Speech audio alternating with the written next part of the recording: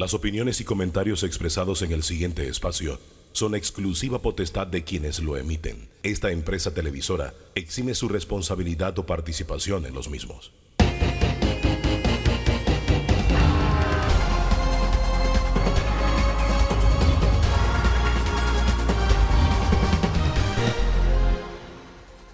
¿Qué tal? ¿Qué tal? Muy, pero muy buen día. Bienvenido, bienvenida a la última edición de Debate Abierto del año 2022. Esta es la agenda que le proponemos.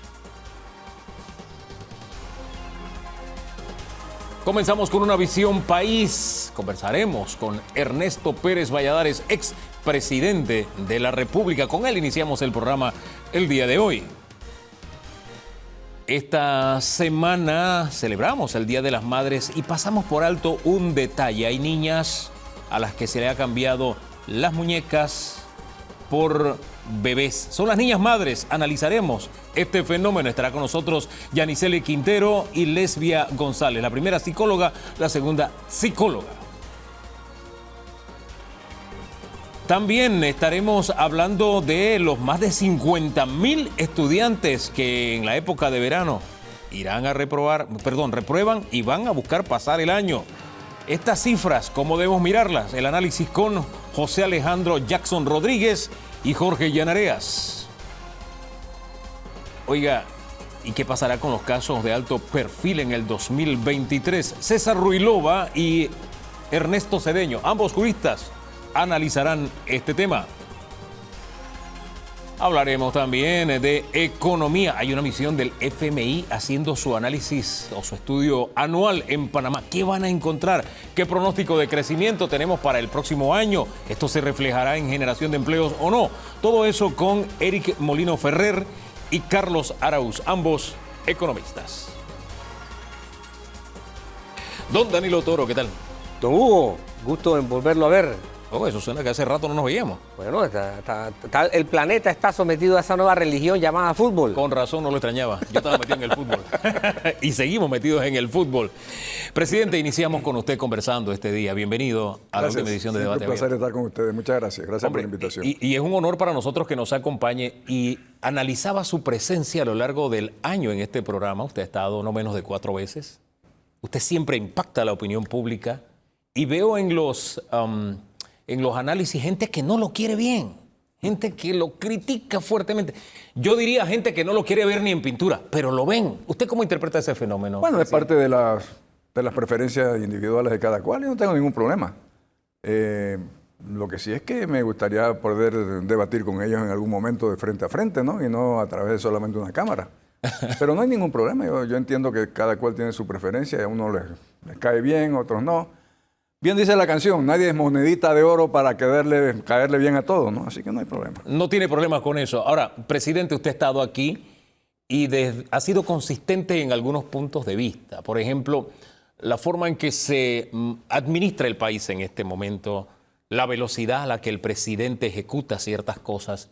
Y viendo el año así en retrospectiva, ¿cuál diría usted que puede ser el mayor acierto que ha tenido la administración Cortizo este año? ¿Y el mayor desacierto también? Hugo, yo creo que el mayor acierto ha sido el manejo de la pandemia, que fue un escenario totalmente inesperado, sin referencias históricas, sin ni siquiera saber cómo se podía combatir ese flagelo que era el COVID-19. Y yo creo que hubo decisiones acertadas, decisiones que vistas a retrospectiva tú hubieras dicho, bueno, yo quisiera haber hecho algo diferente, como por ejemplo aquel cierre de todo que en su momento era lo único que se podía hacer, pero que resultó ser muy negativo para generación de empleo, para el ingreso, para todo lo que estamos viviendo. Así es que yo creo que sin duda en mi mente lo más acertado ha sido el manejo que se le dio y se enfrentó el tema de la pandemia. ¿Y el mayor desacierto?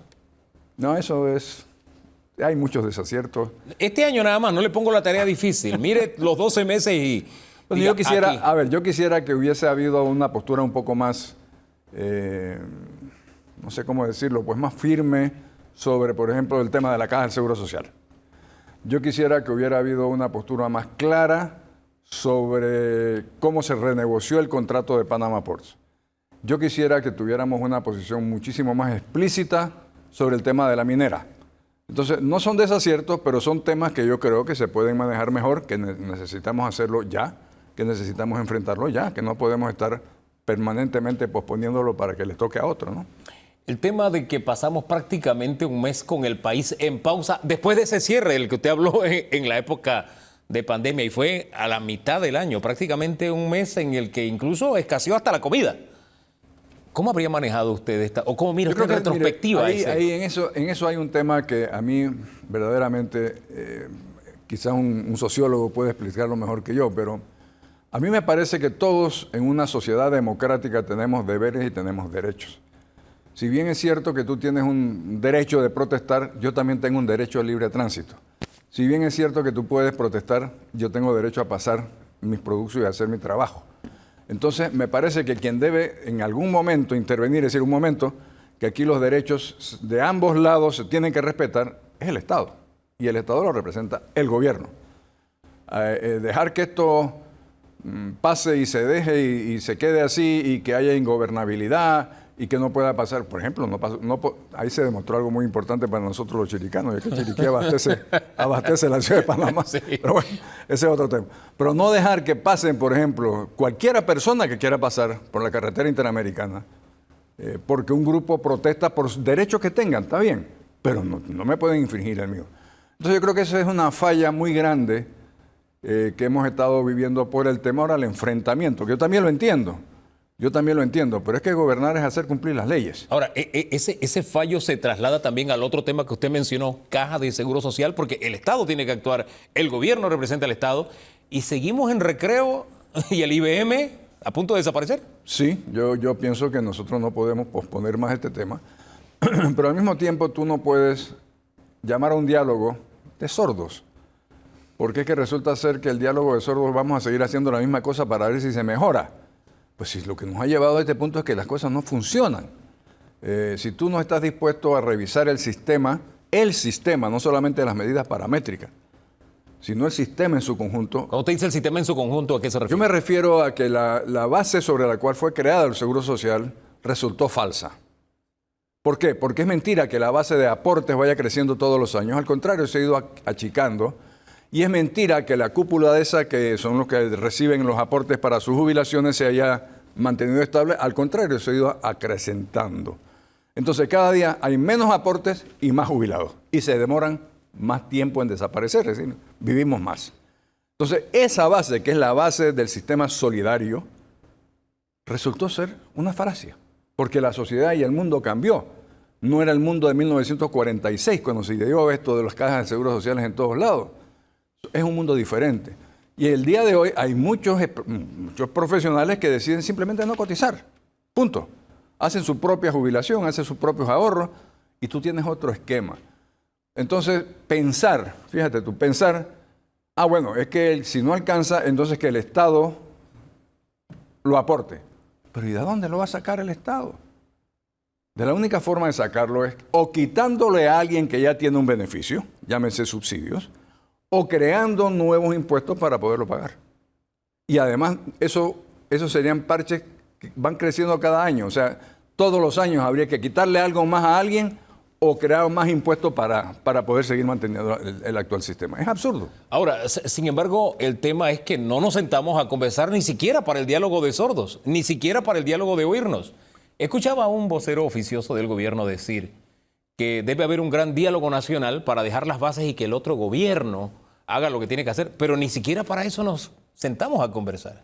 Yo entiendo la situación en el sentido de que esta pandemia y lo que nos ha pasado en estos primeros años de gobierno ha creado un desgaste político muy grande. Entonces quizás esa apreciación que te dije esa persona, se lo puedes decir, lo puedes concluir diciendo lo que pasa es que no tenemos capital político para hacer esto. Bueno, ya eso se dijo aquí, un vocero oficial. Entonces, tú entiendes que si no hay capital político, por lo menos inicia un conversatorio para poder tener capacidad de ir generando una opinión positiva hacia los cambios. Que se pueda hacer ahora o que se implemente cuando sea absolutamente necesario, bueno. Pero hay que ir. O sea, lo que no podemos es decir el problema no existe. El problema existe y el problema se agrava todos los días más. Y lo peor que nos podría pasar es que en un momento dado diga la Caja del Seguro Social, señores jubilados y pensionados, es que no les podemos pagar, mire, porque es que ya no hay más. Eso sí sería muy, muy grave. Don Danilo. Sí, para un cierre de año, conversar con el presidente Pérez Valladares, un segmento es muy poco, ¿no? Sobre todo para quererlo evaluar. Hay tantos temas políticos, económicos. Yo quiero escoger dos temas. A ver. El primero tiene que ver con el aspecto económico.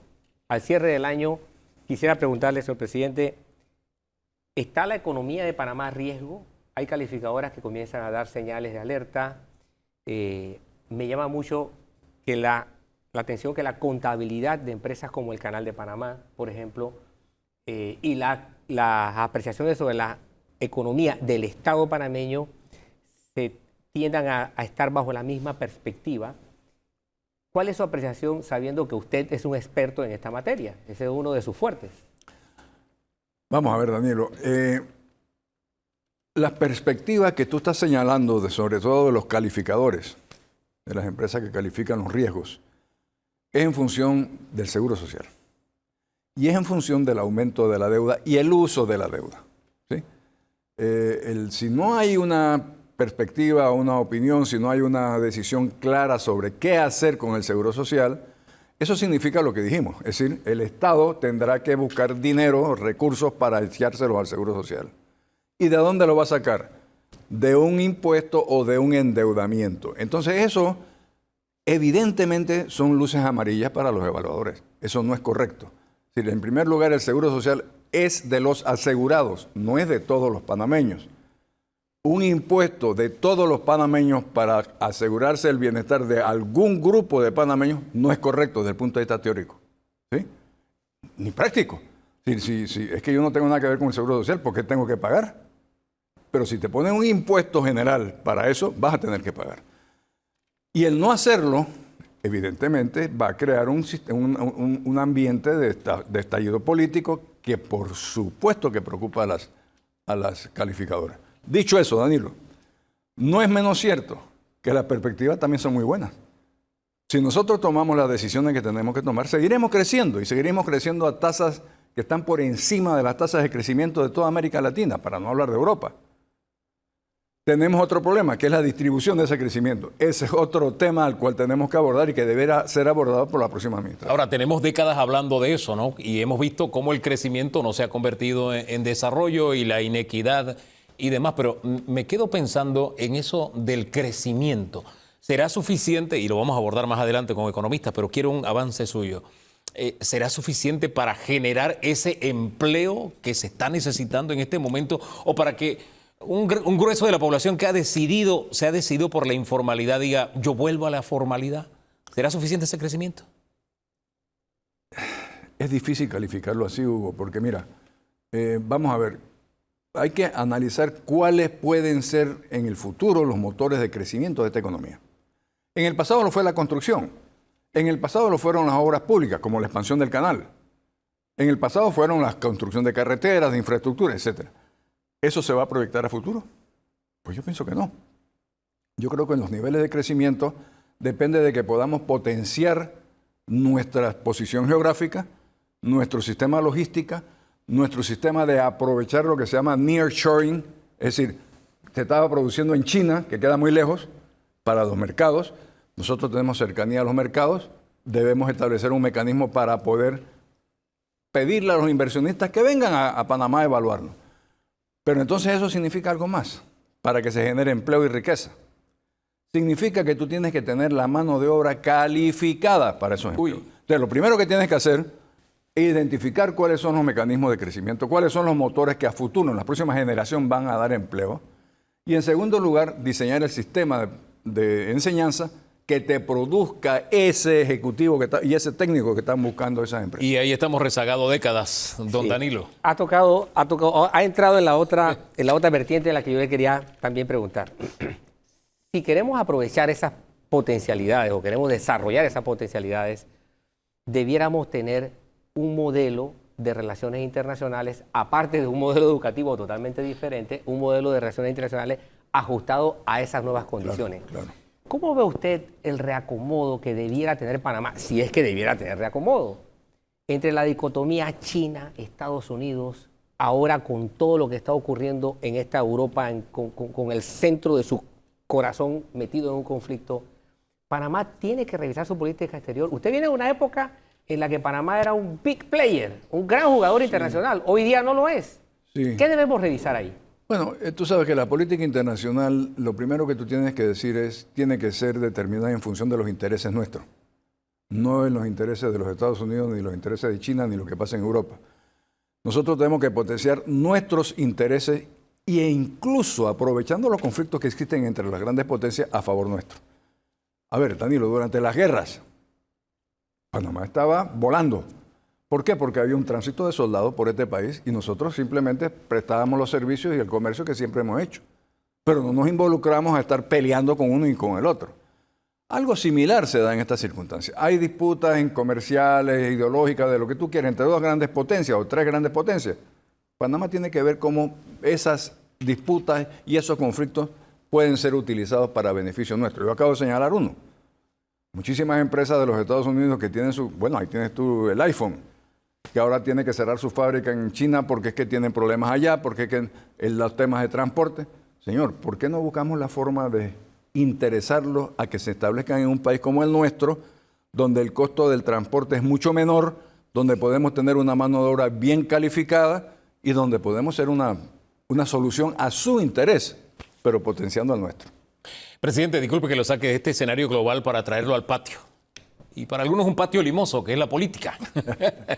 Porque ya este año se adelantó la política electoral y el otro año viene lo espeso del chicheme realmente. Ya usted dijo, yo no quiero ser protagonista, ya usted lo ha dicho, usted está conforme con lo que ha alcanzado en el mundo político, electoral. ¿Quiénes cree usted que van a asumir esos protagonismos el próximo año? Usted ve líderes ya, este es el líder de oposición, este es el que va por gobierno, etcétera. ¿Cómo ve usted el panorama político? No, está muy fluido, Hugo. Yo veo una cantidad de precandidatos y una cantidad de incertidumbres en este momento. Ajá. Es decir, vamos a ver.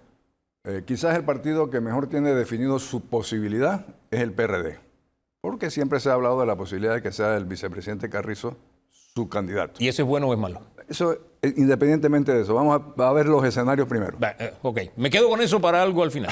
Luego vienen las otras posibilidades. ¿Qué va a pasar en el cambio democrático, por ejemplo? ¿Va a ganar Rómulo Rux? ¿Va a ganar el grupo de diputados que se oponen? ¿Se va a dividir el partido? ¿Qué va a pasar con el presidente Martinelli? ¿Va a poder correr? ¿No va a poder correr? ¿Cuál es el escenario que se da en ese tema? ¿Cuántos van a ser los candidatos? ¿Usted lo ve corriendo o no lo ve corriendo? Yo pienso que va a correr, sí, claro. Martinelli. Sí. Ajá. ¿Cuántos van a ser los candidatos independientes? Pues ahora mismo dicen que los tres que lleguen primero. Exacto. Pero ¿eso será constitucional? Si tú llegas al mínimo que te dice debes llegar de firmas, tú tienes un derecho adquirido para correr. ¿Por qué me vas a eliminar? Entonces yo no sé si son 3 independientes o serán 5. ¿Qué va a pasar con el otro señor del otro camino? ¿Qué va a pasar con los partidos pequeños? Es decir, hay demasiada fluidez en el escenario para poderte imaginar ni liderazgos ni ganancias. Es muy temprano, dice usted. Yo pienso que es muy temprano. Vamos al escenario del PRD, que fue por donde usted comenzó. Recuerdo que usted habló, sí, del vicepresidente en su momento, le puso el ganchito, lo vuelve a hacer. Pero en el caso del vicepresidente hay una acumulación de señalamientos del tema corrupción. Esto no se puede tapar el sol con la mano.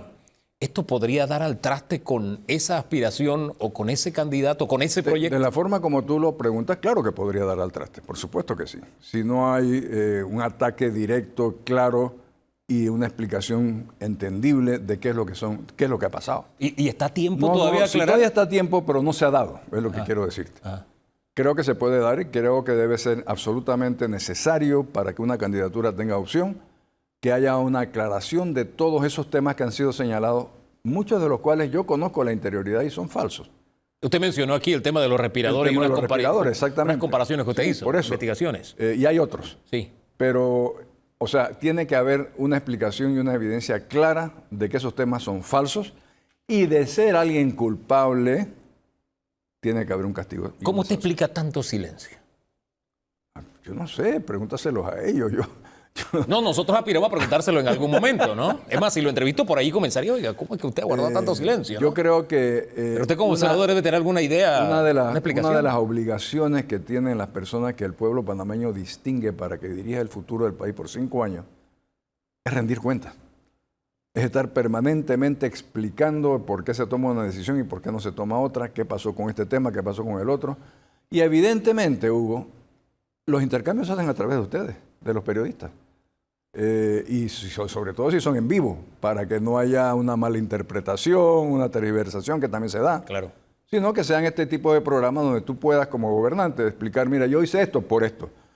La mejor opción para hacer esta cosa es esta otra. Y que la gente tenga la capacidad de dialogar, de entender y de disentir, si el disenso es parte de la democracia, ¿no? Don Danilo.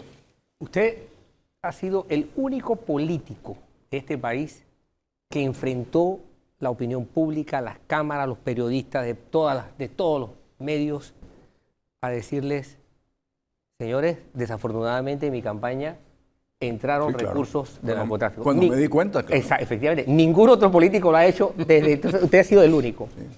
Y lo enfrentó públicamente y tomó medidas para eso. ¿Ve que haya la necesidad de que Panamá tenga que ver en este problema algo realmente serio y preocupante, dado que la campaña electoral comienza sin ningún tipo de preocupación, ni cambio, ni advertencia, ni alerta de que esos riesgos han estado presentes en todas las campañas políticas prácticamente de la región? No tengo la menor duda de que hay que tomar medidas para evitar y cerrar lo que se está dando y lo que se ha dado, que es la participación de dineros del narcotráfico, sobre todo en el financiamiento de campañas políticas. Yo soy de los que opino que debe ser el Estado el único financista de la campaña política, para evitar y cerrarle la puerta a los dineros del narcotráfico. ¿A qué eso cuesta dinero? Pero es que el costo de hacer lo contrario es peor para la sociedad. O sea, tú mides los costos no en función de dólares y centavos, sino de beneficios o no a la sociedad.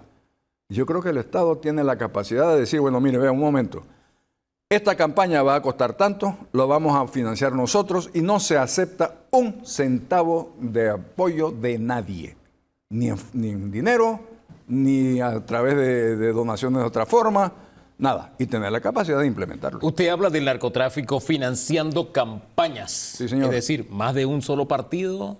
¿Cómo no? Claro que sí, el narcotráfico no escoge un partido, el narcotráfico escoge a una persona que pueda que tenga opción de ganar, que tenga la necesidad de aportes económicos y que defienda eventualmente sus intereses. Es que por lo general cuando se trata de este debate siempre se señala hacia el PRD, pero usted abre el abanico. No, yo tengo la menor duda de que hay personas de otros partidos, bueno, hay muchas personas de otros partidos que incluso han sido señalados y están detenidos. Eso es cierto. Así es que esto no es un mal que no se contagia, es un mal muy contagioso. Presidente, cerremos con el tema seguridad, que es una de las grandes preocupaciones del panameño. ¿Cómo corregir este problema que estamos enfrentando y donde parece a veces o se transmite la impresión de que el país no es seguro, de que estamos perdiendo la batalla? ¿Usted tiene la misma impresión? Yo tengo una impresión mixta de lo que se dice sobre el tema de seguridad. En primer lugar, todos en algún momento se lo atribuyen a la guerra por las drogas. Yo creo que eso es parcialmente cierto, porque el asalto a joyerías no es guerra de drogas. Entonces eso es falta de una policía más permanentemente integrada y permanentemente vigilando. Es un conjunto de cosas. Ahora, Hugo, como en todo, las cosas tú tienes que saber si tú estás bien o estás mal comparado con las opciones alrededor tuyo. La seguridad en Panamá es muy superior a la que existe en otros países, que son competencia nuestra en temas de turismo, por ejemplo. Así es que hay que ver todo esto dentro de no atribuírselo todo a una sola causa. Hay muchas causas. Claro, la guerra entre pandillas es la más evidente, porque son los que matan en la calle, porque son los que están muriendo en su residencia, que entra un matón y los asesina, y son los que tienen más impacto público. Pero el robo como tal es algo que ha existido toda su vida y seguirá existiendo. Cuando la gente compara el vecindario siempre piensa en El Salvador y lo que está pasando en El Salvador, que receta de la que se quiere copiar Honduras. ¿Hay algo que podamos aprender de esa experiencia nosotros? Yo creo que sí, yo creo que hay algo que se puede aprender. Claro, el tema de El Salvador ya era prácticamente una guerra civil. Y lo que ha hecho el señor Bukele, nos guste o no nos guste, ha sido una mano dura que está teniendo éxito. ¿Necesitamos algo de mano dura en Panamá? Yo creo que sí. Presidente, gracias por acompañarnos. Algo más solamente. ¿Cuál cree usted que es el gran reto del 2023? Bueno, a ver si podemos empezar a modificar las cosas para tener una perspectiva diferente del sistema educativo en Panamá. Yo quisiera que nos enfocáramos en eso. Ojalá ese fuera el reto. Que además el presidente Cortizo lo diseñó siempre como su estrella. Claro. Pero por el momento no hemos podido, él no ha podido, el tiempo no le ha dado, las circunstancias no le ha dado para abordarlo como tal. Y que además es el gran reto país porque es el reto de la permanencia. Los gobiernos pasan, los gobernantes pasan, pero lo que le da la esencia al país precisamente son retos como estos. Así La es. educación es uno de ellos. Gracias, presidente. Con mucho gusto, encantado. Que Y tenga les buen deseo día. Felicidades a Igualmente. todos. Feliz año, feliz Navidad, que la pase bien, que el otro año sea mucho mejor. Y precisamente educación ocupa los siguientes dos segmentos, porque al final el fenómeno de las niñas madres tiene que ver con el tema educativo y también después estaremos analizando la cantidad de fracasos escolares de este año. Eso en breve, aquí en Debate Abierto.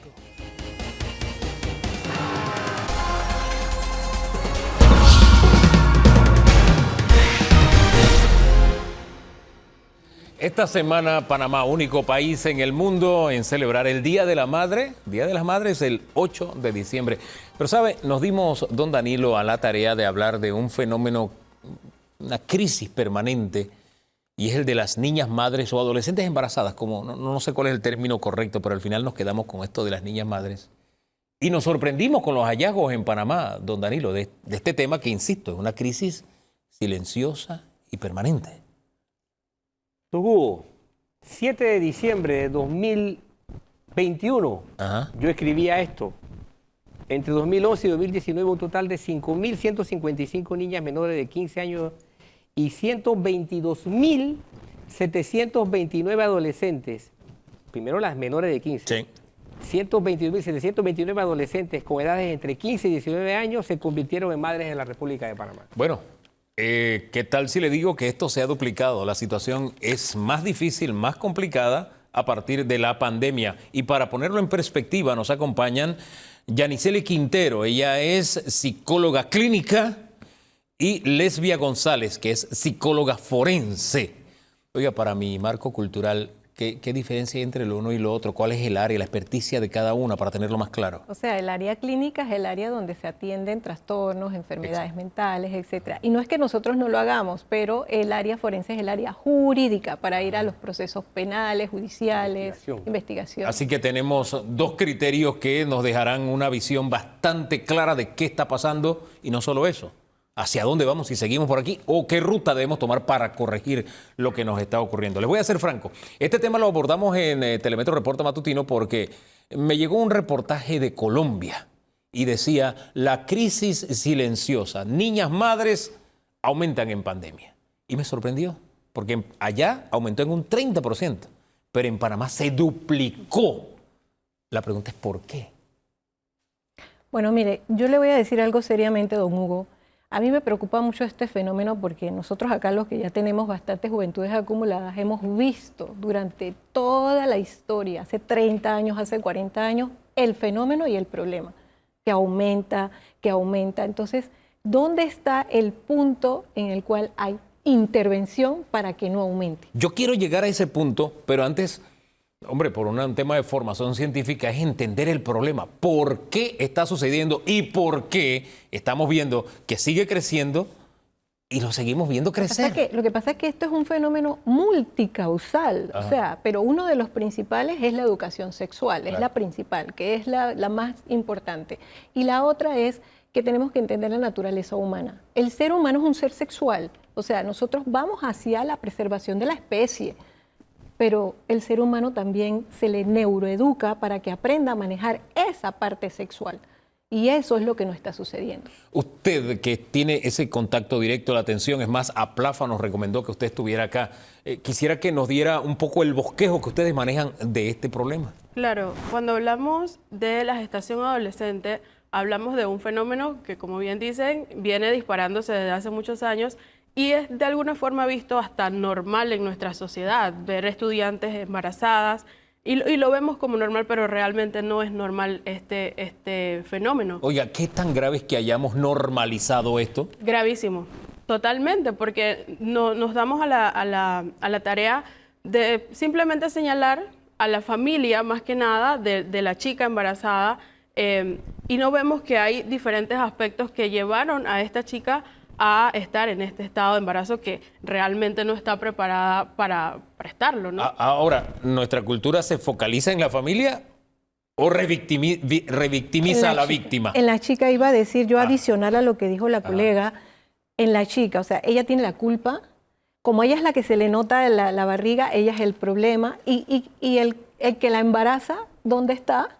Que también tiene parte de la situación, a veces inclusive es más adulto, e inclusive también puede ser un chiquillo igual que ella, etcétera. Entonces, pero es ella la que tiene que llevar la carga porque de alguna manera la sociedad nos ha impuesto a nosotras ese papel del todo. O sea, la mujer es la madre, la que cuida, la que hace, la que todo, pero también la señalan. Don Danilo.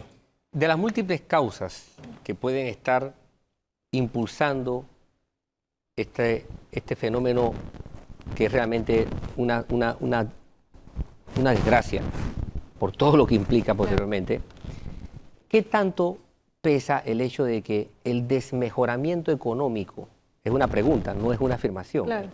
el desmejoramiento económico haya podido ser la razón por la que algunas niñas, buscando dinero, buscando quien las mantenga o mantengan a su casa o a su familia, se sometan a la exigencia de una relación sexual que les permita obtener recursos, dinero, comida, etcétera? ¿Hay algo de investigación en la materia? Ese es uno de los factores, es cierto. Factor de riesgo. Exacto, y es el factor de riesgo económico precisamente, porque también nuestra sociedad, hago constar, nuestra sociedad también nos ha impuesto eso. O sea, tengo que ir a ver cómo busco qué comer y el cuerpo o la parte sexual es una parte de la búsqueda. Pero esa no es toda la situación con las niñas. Oye, aquí hemos hablado de explotación sexual de menores a propósito y este tema lo hemos desmenuzado muy bien. Sí, continúe, disculpe. Sí, a la niña siempre también le pasan otras cosas. Por ejemplo. La parte educativa, sexual, la parte hormonal. Yo le llamo siempre a los chicos, les digo, ustedes no están enamorados, están hormonados. Recuerden que es la hormona la que les jala la oreja. Tienen que aprender, pero no hay nadie que les esté enseñando cómo se controla la parte hormonal. Más allá de la parte hormonal, la parte afectiva, ¿qué papel juega? Porque recordemos que en pandemia la niña estaba probablemente encerrada en el mismo lugar de su agresor. Que no olvidemos eso también, que estamos Claro, hablando de un porque agresor sexual. Además, las cifras son frías y no nos dicen si esa chica está embarazada por un abuso sexual de un adulto, de un familiar, recordando pues que los abusos no se dan necesariamente en un callejón oscuro, sino en casa de un familiar donde se supone debe ser cuidada esta chica. Entonces, desmenuzando esas cifras, podríamos decir, y para lo que va del año, 7 de cada 10 niños, 7 han sido abusados. Entonces, es lo que nos dicen los números en la actualidad y es algo alarmante y si no nos alarmamos, pues estamos muy mal. Ahora bien, estamos alarmados. El tema educación está sobre el tapete. Y antes de pasar a educación, hay algo que se me queda, vuelvo al tema afectivo, disculpe. Este tema de leer las emociones, de no entender nuestros sentimientos, de disfrazar el amor, que no es amor a veces, porque el hecho de que la cercanía, la proximidad disfrace una intención sexual con amor de un tío a una sobrina, de un abuelo a una nieta, de un padrastro a una hijastra. ¿Cómo podríamos ayudar a una niña para que descubra de que no se trata de cariño? Porque a veces está la necesidad afectiva y está la intención de esta otra persona que aprovecha esa necesidad afectiva. Para eso es muy importante trabajar en prevención y la prevención es que confía en tu familia. Busca estas personas de confianza en tu casa, que cuando te pase algo, cualquier cosa, ya sea que te peleaste con el amiguito o que un tío está tocándote indebidamente, tú sepas a quién recurrir y qué cosas puede hacer ese familiar o esa persona de confianza para ayudarte y siempre creerle a los niños. ¿Qué pasa cuando no se le cree al niño? ¿Qué sucede muchas veces? Pero es que nosotros tenemos que hacer el enfoque de la educación sexual no solo en la reproducción, sino en lo que usted está diciendo. La parte afectiva. Toda la parte afectiva, o sea, que se entienda que nosotros somos seres sexuales, pero que esa sexualidad se puede controlar. Entonces, enseñarle a los niños cuándo es un acercamiento sincero, saludable, bonito, a un acercamiento como el que usted decía, de tocamiento, de que estás llegando, y los niños lo saben, porque los niños sí lo sienten. Entonces, hay que buscar la forma de la educación sexual que llegue más allá de lo que dice la educación sexual tradicional. Debemos empezar a enseñar a neuroeducar el cerebro para entender cuáles son las diferencias. Esta tarea, ¿quién la debe emprender? Ya tenemos una ley de educación. A propósito, este año fue firmada por el presidente de la República, ya está en Gaceta, ya es ley. ¿Esta ley es suficiente? ¿Ustedes la ven realista, la ven cercana a que este fenómeno podamos superarlo o necesitamos más? Parte del problema es que esperamos que el gobierno haga cosas. Y claro, van a hacer en su momento y a su ritmo, pero ¿qué podemos hacer nosotros como padres, como sociedad, para evitar que estas cifras vayan aumentando? Porque además no es solo las cifras, es el impacto que eso causa en cada niño, en cada niña y en su familia. Pero el impacto de la ley sí es importante en el sentido de que ya le da un marco y obliga dentro de un marco a la escuela, incluso los padres, a que eduquen sexualmente. Eso es importante, el marco jurídico. Ahora, bien, ya hablamos un poquito de la prevención, qué hacer, le dieron consejos a los niños y demás. Dirijámonos un poco a quienes ya tienen el problema. Esa familia que en este momento tiene una niña embarazada o a esa niña que está embarazada, ¿qué le podemos decir en este momento a ellos? ¿Cómo enfrentar esta situación? Claro, acá es importante que la educación no se vaya de lado. O sea, es un embarazo, es un niño que viene al mundo, pero que también va a necesitar de educación. Entonces, pues en el proceso, esta madre necesita educarse también. Por ejemplo, en Fundación Unidos por la Niñez hemos atendido casos de niñas, madres, y allí les brindamos atención psicológica, que es sumamente importante para empoderarla también en la parte emocional, porque ese niño va a necesitar y va a tener quizás una carencia porque esta madre no se terminó de desarrollar en ese aspecto. ¿Cuál es la niña de más temprana edad que les ha tocado tratar? A mí personalmente 14 años, pero recuerdo el caso de una niña de 8 años hace tantito tiempo. Exacto, sí, ese fue... En el registro oficial aparecen casos ya de 9 y 10 años. Ajá. Doctora, ¿qué hace esa familia? Ya el mensaje de la niña, sí. ¿Qué hace la familia? Que no estaba preparada tampoco para esto. Hay que enfrentar las cosas. La vida es dura y difícil, pero hay que enfrentarlas. O sea, ya tenemos el embarazo, ahora tenemos que hacer posible que ese embarazo sea lo más sano posible, porque precisamente eso también influye sobre el bebé que va a nacer. Si nace en un ambiente tenso, triste, preocupado.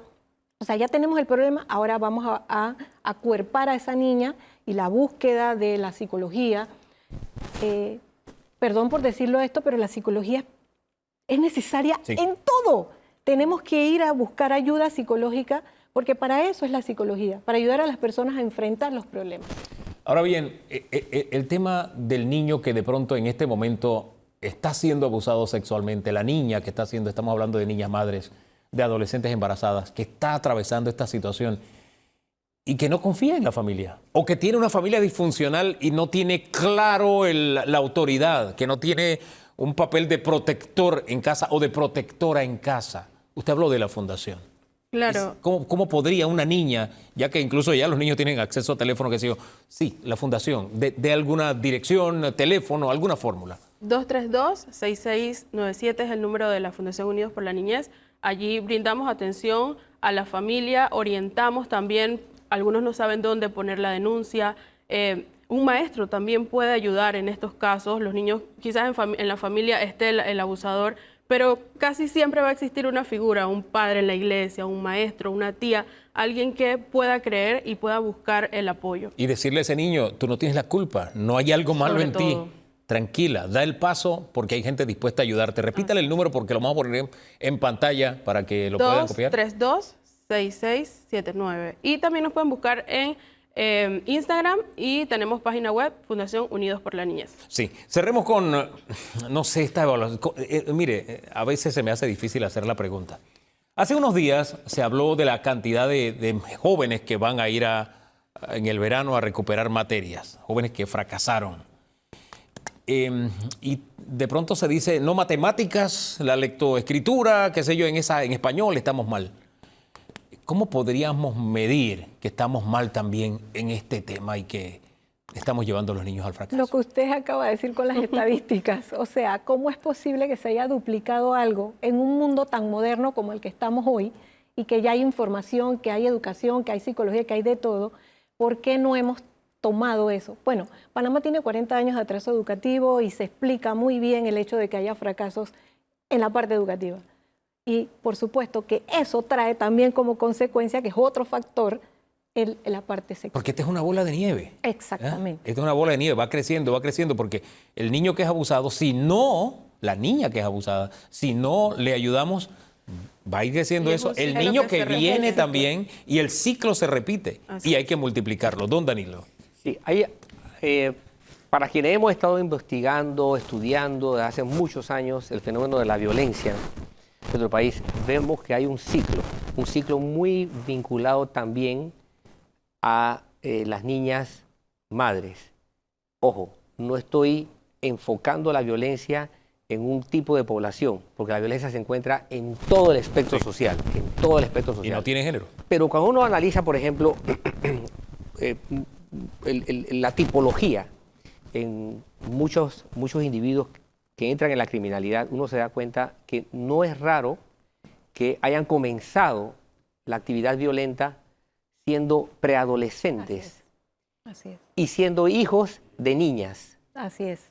Y ese ciclo se reproduce y se reproduce y se reproduce. ¿Ustedes constatan eso también?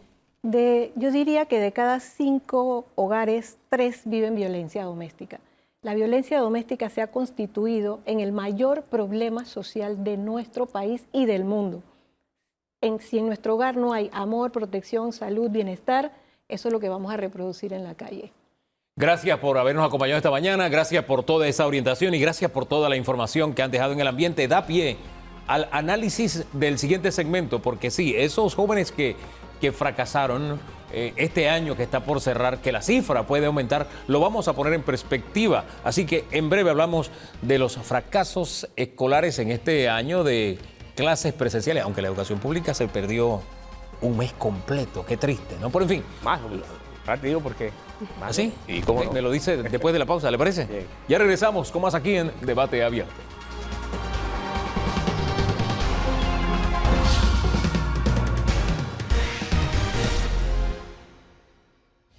Sí. Estamos de regreso, vamos a seguir hablando de educación, las cifras espeluznantes, ¿no? 50.000 jóvenes podrían estar reprobando este año, más de 50.000, la cifra puede aumentar. Pero usted nos dejó con una duda el segmento anterior, no se perdió un mes de clases en el sector público. Así es. Acláreme eso. Ningún educador, no existe el educador que después que haya dejado de dar clases, comienza exactamente al mismo ritmo en que la había dejado. Sí. O sea, el proceso educativo, una vez que tú lo reinicias lentamente, es como un carro que tienes que encender y luego ir acelerando.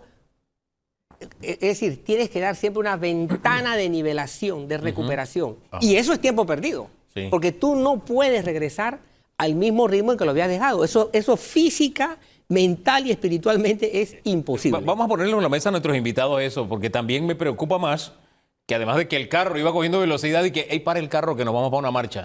¡Wow! Así se maneja la educación pública en Panamá. Jorge Llenarías de UNICEF nos acompaña y José Alejandro Jackson Rodríguez nos acompaña. Yo vi muchos cargos suyos, pero me quedé con ese que dice maestro empírico. Oh, eso está bueno. Sí, lo vi en un programa, creo que fue con Flor Mirachi. Ojalá, mi sueño es que algún día sea un maestro formal, así que por ahí voy. Comienzo con lo que ha puesto sobre la mesa don Danilo Toro. Parte de lo que estamos cosechando a final de año viene a partir de este fenómeno. ¿Cómo lo ven ustedes? Sí, Hugo, lo primero que todo, agradecerte la invitación al programa. Para UNICEF es muy importante el tema de la educación en Panamá, porque la escuela es un entorno que protege los derechos de los niños. Y si ese entorno no está funcionando, entonces estamos hablando de un grave problema para una buena cantidad de niños. En Panamá creo que estamos saltando muy rápido a la idea de que hemos normalizado la educación. En realidad, la educación venía con problemas desde antes de la pandemia. Esos problemas se agravaron durante la pandemia. No nos hemos terminado de recuperar de la pandemia. Hay que pensar que ese va a ser un proceso de unos 4 o 5 años y adicionalmente a eso queremos comportarnos como si todo ahora fuera normal y juzgarlo con los estándares de la normalidad. Y creo que eso es un gran error.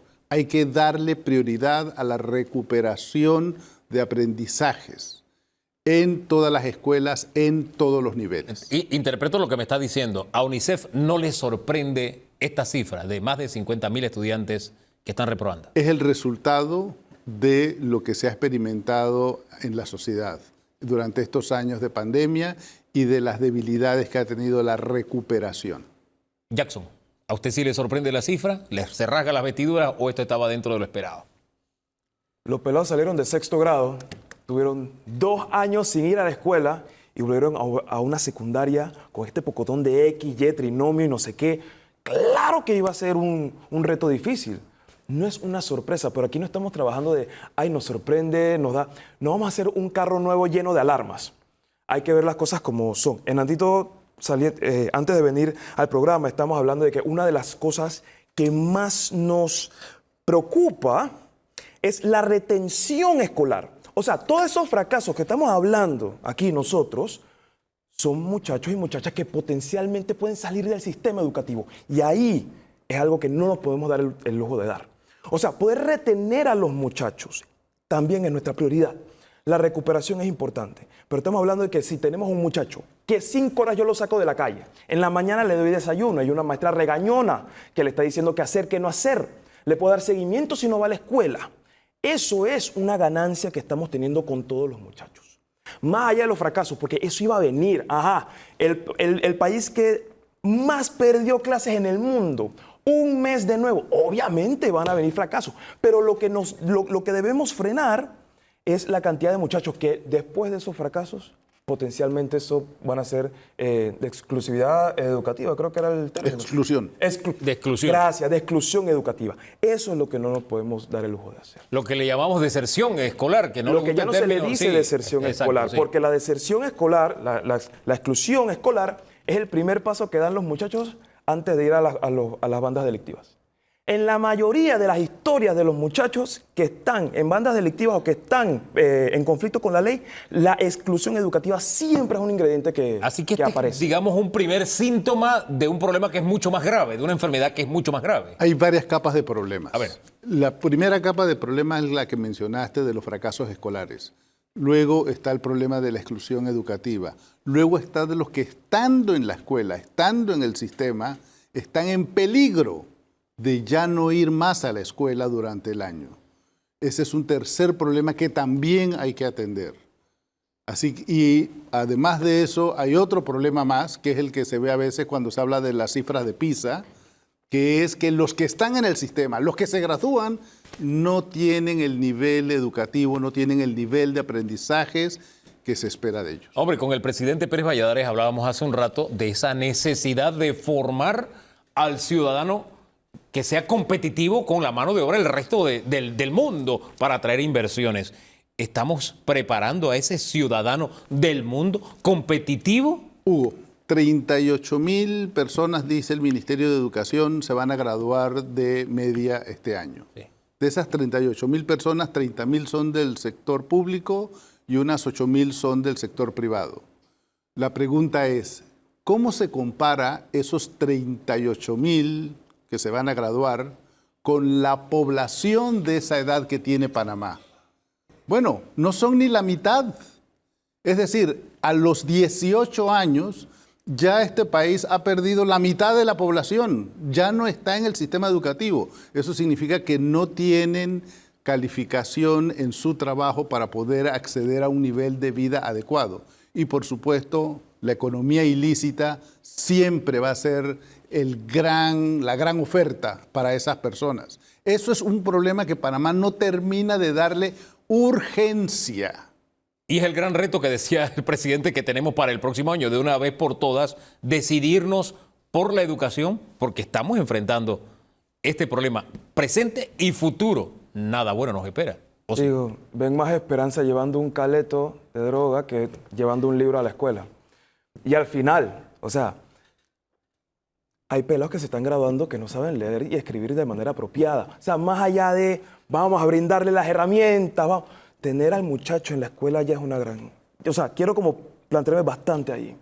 Si no logramos que estos muchachos tengan las habilidades de lectoescritura básica, de lectura comprensiva y de aritmética básica, o sea, nosotros podemos resolver los muchachos que pueden ir a un técnico, que pueden ir al ITSE, al INADE, a todas estas cosas, poder resolver. Pero esas cosas básicas tenemos que garantizárselo porque el derecho es de los pelados, no son de nosotros. O sea, todos nosotros como sociedad les estamos fallando al no garantizarle los derechos de los niños, niñas y adolescentes, porque la mayoría no está terminando ni siquiera secundaria y aún siguen siendo niños, niñas y adolescentes. Don Danilo. ¿Cuánto me alegra escuchar a Jackson? Porque, bueno, esta es la parte de la esperanza, ¿no? Hace 20 años, cuando yo comencé a escribir sobre esto y a analizarlo cuantitativamente y cualitativamente, a demostrar la catástrofe que era el sistema educativo y la relación que había entre ruptura escolar, UNICEF habla de exclusión, yo hablo de ruptura, son conceptos equivalentes pero tienen matices diferentes. Y yo hablo de ruptura porque es una catástrofe brusca, es un acto de agresión institucionalizada. Ruptura es un acto de agresión social institucionalizada. Exclusión es válido, es un proceso. Acá es violencia institucionalizada socialmente. Y compagina un poco más como la forma en que lo describe Jackson, ¿no? Entonces, yo catalogo el fenómeno, y ese fue el término que utilicé hace 20 años con mi primer estudio sobre esta materia, ruptura con el sistema escolar. Y supliqué a aquel entonces que el gobierno dejara de hablar de deserción porque es la más terrible de las hipocresías sociales. Ahora bien, en este proceso o en esta ruptura, como quiera verse, pero en este daño social, hay una secuencia. La sociedad produce fracasos. Ya no se quiere hablar de fracasos. Escuché a un dirigente magisterial decir, no, pero es que no debemos hablar que son fracasos. No. Son fracasos. Y es un fracaso social, es un fracaso del sistema educativo, es un fracaso de los padres de familia, es un fracaso de la sociedad. Es un fracaso. Un fracaso del país. Exacto. Bien. El punto aquí radica en que, ¿cómo vamos a poder cortar algo que tiene efectos generacionales? Es decir, nuestro presente hoy me está creando el problema que voy a tener dentro de 6 años. Bueno, Y te lo Esa es la potencia. pregunta. Y te lo potencia. Exacto. Sí. quiero darte un dato precisamente que ilustra la situación que dice Danilo. Hoy nos estamos preocupando por los que se van a graduar en diciembre, ¿verdad? Y dijimos que son 38.000, dijimos que no es ni la mitad de la población de esa edad. Pero Hugo, miremos qué está pasando en premedia. Los que se gradúan de premedia son 32.000. La pregunta es, de esos 32.000, ¿cuántos llegarán a graduarse de la media dentro de 3 años? Así es. Es decir, de todos los problemas que hemos revisado hoy, no hemos visto el peor todavía. Lo que viene es mucho peor. Y repito, no siento que el país tiene un sentido de urgencia en atender esta situación. Es un problema de recursos, es un problema de alianzas, es un problema de prioridad y de enfoques. Y ese es el punto, porque si creemos que hoy tenemos un problema serio con estos 50.000, esto es un detalle para lo que viene. Ese para mí, tú sabes, el terror que la sociedad no acaba de descubrir. Claro, digo, pero igual si volvemos a hacer las mismas soluciones, la misma propuesta, los mismos diálogos, al final estamos hablando de muchachos y muchachas que tuvieron 2 años sin estar físicamente viéndose, haciendo relaciones humanas y cuya parte mental se vio muy diezmada. O sea, si al final yo como docente, el docente ahora mismo es Superman, porque él es docente, psicólogo, es chef, es trabajador social, es todo y él tiene que hacer todo. Si al final yo puedo lograr de complementar, yo sé que hay muy pocos, o sea, para la demanda es mucha, pero yo como docente, si puedo contar con una psicóloga que siempre esté en la escuela, este muchacho se está portando muy mal. ¿Por qué se está portando muy mal? Hay una trabajadora social que puede ir a la casa, yo puedo hacer eso. Siempre va a tener garantizado un almuerzo. Él quiere venir a la escuela porque va a encontrar un lugar seguro. Si podemos volver a ese lugar seguro a la escuela, esos problemas poco a poco se van a poder resolver. Ahora, el gran problema que están teniendo, y me lo explicaban del Ministerio de Educación, es que esa realidad está sobrepasando la capacidad de respuesta de los colegios. Es decir, hay un gabinete psicosocial, sí, ahí está el gabinete psicosocial, está el psicólogo, qué sé yo, pero el problema es tan grande que no tienen la capacidad de darle una respuesta. Por eso ¿Hacia dónde caminamos? Por eso es que hay que enfocar el problema como una necesidad de invertir más en la educación. Hay que ampliar la capacidad de todos los centros educativos, del Meduca. Probablemente se necesita contratar mucho más psicólogos, probablemente se necesita trabajar mucho más con las familias de los muchachos. Y eso es algo que es una decisión de Estado. Eso me parece clave, ese cordón umbilical que se ha roto, familias, escuela, estudiantes, es como si fueran dos mundos. Es más, hay padres que descansan mandando el muchacho para la escuela. No, La es la verdad. guardería. Sí, exacto. Restablecer ese nexo, ese sería un reto. Pero es que ese es el derecho del...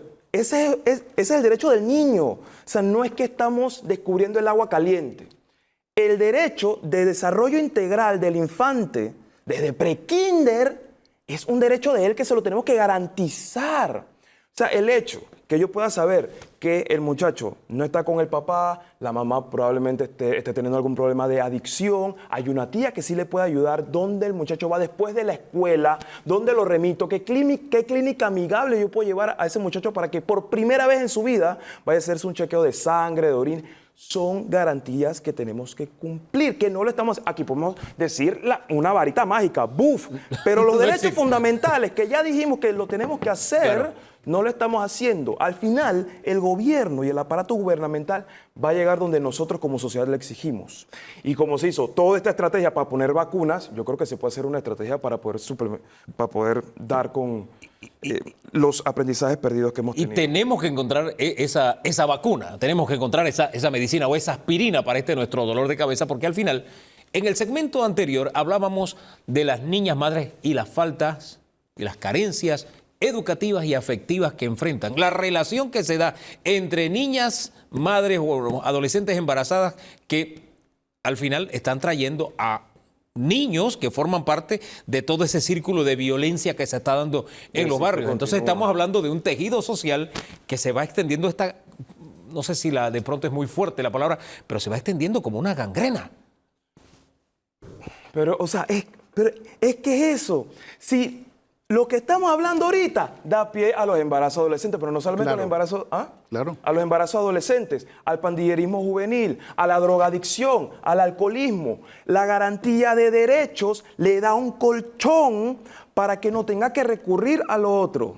¿Me explico? Todos esos son productos de los factores que estamos hablando y conversando aquí. Al final, si yo tengo una mamá, un papá empoderado, que sabe que el muchacho tiene que leer y escribir a cierto nivel y que yo puedo mandarlo a clases posteriormente de la escuela, que yo puedo llevarlo con su hermanito, que sé dónde están después de la escuela, eso va a prevenir todo lo demás que estamos hablando. Don Jorge.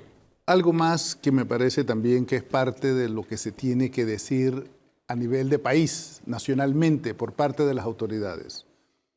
La equidad obliga a hacer más esfuerzo allí donde más se necesita. Necesidades, Hugo, tenemos todos. Sí. No puede ser qué es lo que yo necesito.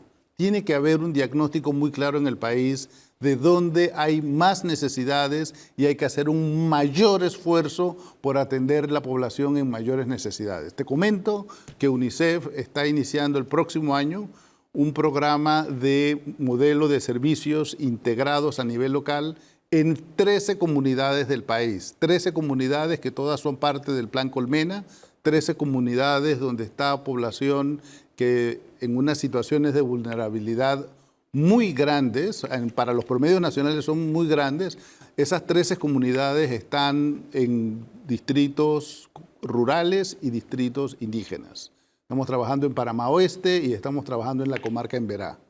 Así que eso para nosotros lo que significa es que tenemos que hacer que las cosas funcionen para los niños. Ahora, fíjese que cuando se habla de estos programas y se habla de Plan Colmena y qué sé yo, siento que se enfocan, y bien que se enfoquen por esas áreas, pero yo veo un cinturón y visito un cinturón alrededor de la ciudad que está viviendo el mismo problema y de una manera, para mí, mucho más grave porque están hacinados. ¿En qué medida estamos necesitando que se mire a ese cinturón que, a propósito, está prácticamente ahogando la ciudad ya. Había hablado de violencia sistemática. Así es. ¿Cierto? Lo que usted está comentando, licenciado. Que un pelado vaya a la escuela y que el baño no se puede usar, dígame usted que eso no es violencia. Que un pelado en los comedores tenga que comer tuli, dígame que eso no es violencia.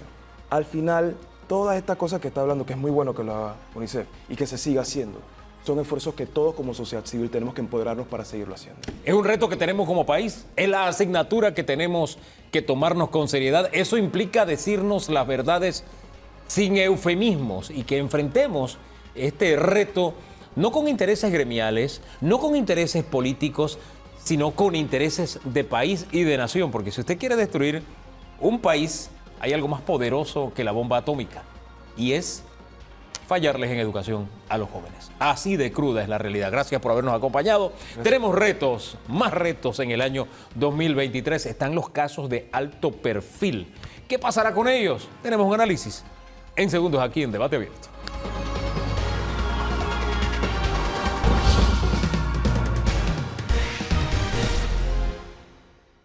Entre abogados te veré. ¿Nunca le dijeron eso? No, pero lo estoy viendo entre abogados, señor. Sí, pero ¿Está usted? Pero esa frase tiene una connotación Dígala, de guerra. Dígala. Tiene una connotación de caos, de catástrofe. Te voy a ver mal. Exacto, pero yo no lo veo mal, yo lo veo bien acompañado. Dos profesionales del derecho. En este ambiente, en este contexto es otra cosa. En este contexto es otra cosa. Bien. Eso, depende del contexto. Gracias, don Danilo. Está con nosotros Ernesto Cedeño, jurista, César Ruilova también, expresidente del Colegio de Abogados. Bienvenidos los dos y gracias por acompañarnos. Danilo. Hablemos un poco de los retos de la justicia el año 2023. Los casos de alto perfil. ¿Esperan ustedes un desenlace? ¿Qué desenlace esperan ustedes de los casos de alto perfil? Tomo la batuta. Adelante. Saludo y buenos días. En texto y contexto. El texto de estos casos de alto perfil tiene que ver con que existe un juez, un árbitro, al que se le presentaron unos hechos que se tienen que probar bajo una argumentación jurídica. Ese es el texto. Y ese árbitro, ese juez, tiene que resolver ese conflicto atendiendo a los hechos probados y a la argumentación presentada.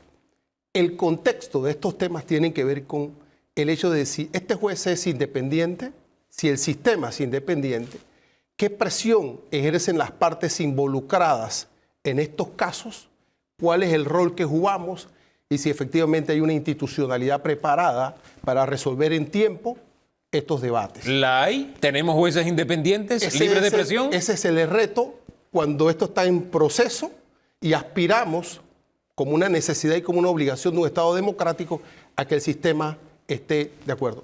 En conclusión, no es posible decir si esperamos una condena o absolución. Eso no podemos debatirlo. Lo importante es que se aplique la ley, el juez sea independiente para aplicar la ley con independencia de los actores frente a los hechos presentados, frente a la argumentación. Si el fiscal probó los hechos, los probó, la argumentación es sólida, entonces la respuesta es una condena ante estos casos, los que están involucrados. Si no es así, la respuesta tiene que ser una absolución. Ese es el sistema. Don Ernesto Cedeño.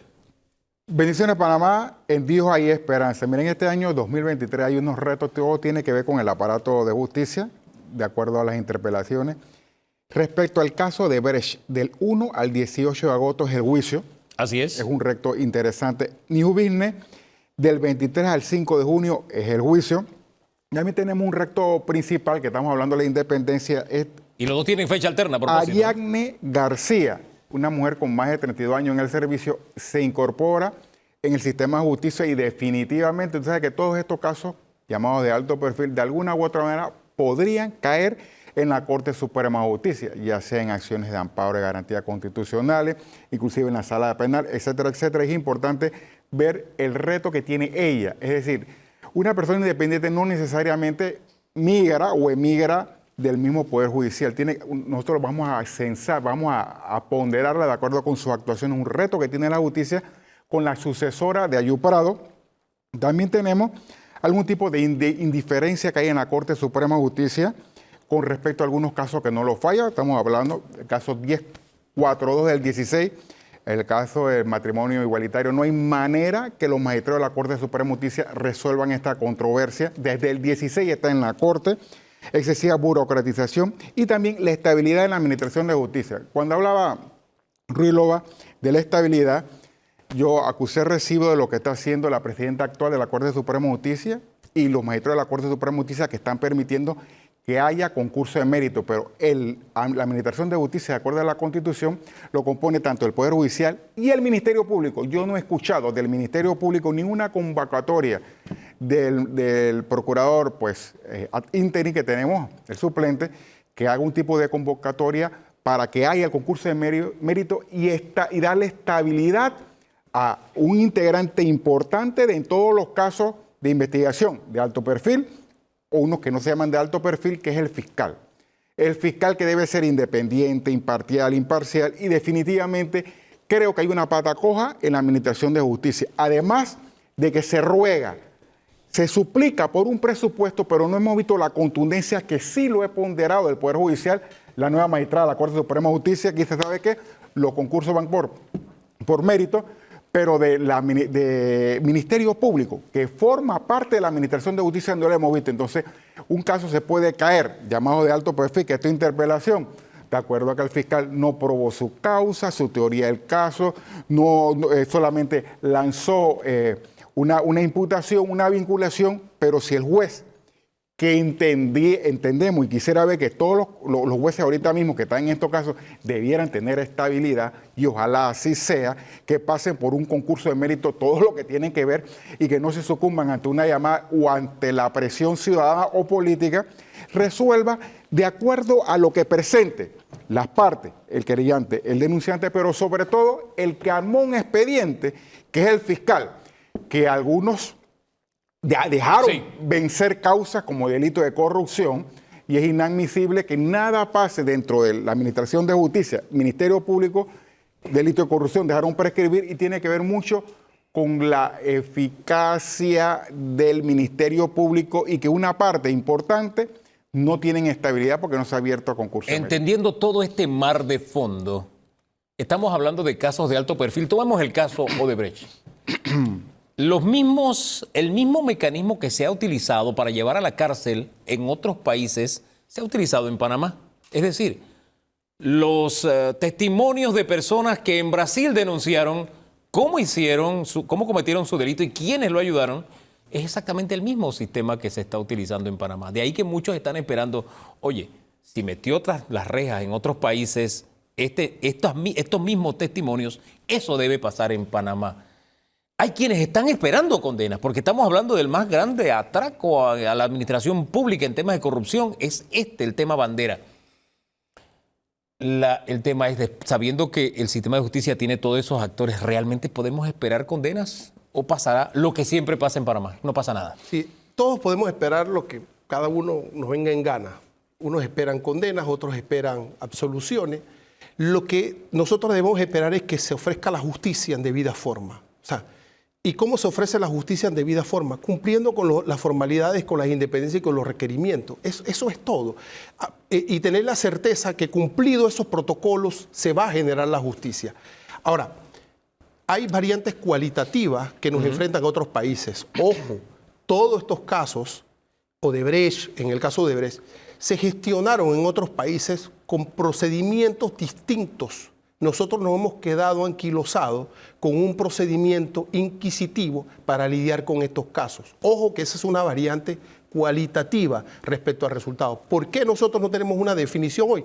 Porque lo estamos gestionando con un proceso antiguo. Los otros países ya estaban preparados procesalmente para eso. Y otro de los temas es el siguiente. La sociedad está esperando que el sistema jurídico resuelva los problemas del sistema político.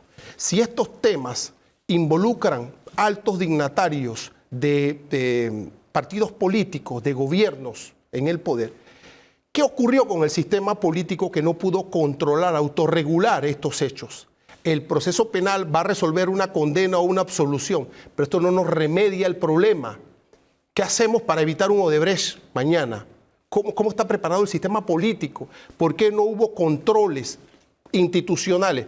Ahora toda la sociedad está esperando, luego que el sistema político falló, que el sistema jurídico resuelva. Tiene que resolver, pero hay que ver el resultado.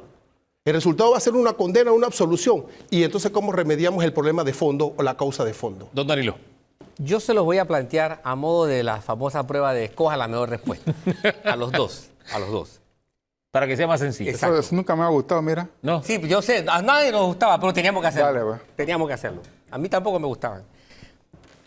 ¿Estamos frente a qué? Frente a un sistema, frente a una administración de justicia igual de disfuncional como fue denunciada desde Adán Arnulfo Arjona hasta un magistrado Díaz. Estamos ante un órgano, ante una administración de justicia maquillada. Yo diría de Camilo Pérez para acá. De Camilo Pérez, perdón, mejor todavía. Camilo Pérez. Potrero de garrapatas. Sí. Seguimos en eso. Camilo Pérez, Arnulfo Arjona, Díaz. Ajá. Un patrón del sistema es disfuncional. 2, estamos frente a una administración de justicia en franco maquillaje nada más. O 3, estamos ante una administración de justicia en un verdadero proceso de reestructuración para mejorar. Mira, yo pienso ¿Cuál de los 3? Mira, yo soy de mejor respuesta, yo te voy a decir lo que yo pienso. Yo no sé en Perú, Estados Unidos, Europa, los jueces o los fiscales que actuaron, pero aquí tenemos una crisis porque muchos son puestos de a dedo. Estamos hablando del Poder Judicial y fiscales. Ahora que hemos tenido una Corte Suprema de Justicia que sabe que vamos a desentar este asunto y es por concurso de mérito y se han abierto los concursos de mérito y tienen una persona potable que es Abel Augusto Zamorano, al parecer encargado de todo lo que es las ecuaciones de esto de concurso de mérito y una persona que es mi respeto porque sabe el caso. Pero el Ministerio Público tenemos una pata coja. Entonces, ¿cómo podemos corregirlo? Claro, haciendo una reingeniería, haciendo un proceso de depuración del sistema. Recuerde que el Ministerio Público, yo escuché a un procurador, una procura de la época, palabra más, palabra menos, lo vi en un vídeo que decía, palabra más, oye, me tienen que convencer para darle estabilidad. ¿Esto qué es? Entonces, yo no sé qué pasa allá. Y si dejamos aquí prescribir delito de corrupción, mi deseo es todo el coimero que vaya a la cárcel. Ah, claro, cuando tú vas al tipo penal establecido por los padres de la patria, que es exiguo o pequeño, y los fiscales que no le pusieron el pie del acelerador, ¿sabes qué? Por delito de corrupción, estamos hablando del caso de Brecht, no te voy a atrapar. Es una vergüenza que aquí en este país no me puedes hablar del extranjero, que funciona o no funciona. Aquí en Panamá tenemos que hacer ajustes. Entonces tiene que ver mucho. Poder Ejecutivo, suelta el dinero y que se administre adecuadamente en el Poder Judicial para que le dé independencia y le dé estabilidad. Inclusive, Asamblea Nacional de Diputados, vamos a ajustar las normas jurídicas correspondientes, modificar las normas que correspondan. Y yo soy partidario, y quiero el deseo que haya una especie de inhabilitación a perpetuidad para ejercer un cargo público a los sinvergüenzas que se llevan dinero del erario. Pero para eso, que se abra un debate en la Asamblea Nacional de Diputados. Tú puedes ser viviente, tú puedes alimentarte, pero si tú desfalcaste, afectaste el erario, tú no puedes ocupar más cargo público. Ah, pero eso te tiene que haber un compás dentro de la Asamblea Nacional de Diputados. Tenemos que hacer la reingeniería y eso parte de la cabeza, Poder Ejecutivo, para que permita la independencia al Poder Judicial, con su presupuesto, establece su concurso de mérito, Ministerio Público, órgano judicial, que permita la comparecencia ciudadana para aportar ideas y robustecer el sistema de justicia. Podemos estar en categoría muy baja en cuanto a ponderaciones de aspectos económicos en este país y tiene que ver mucho con el sistema de justicia, si funciona o no funciona.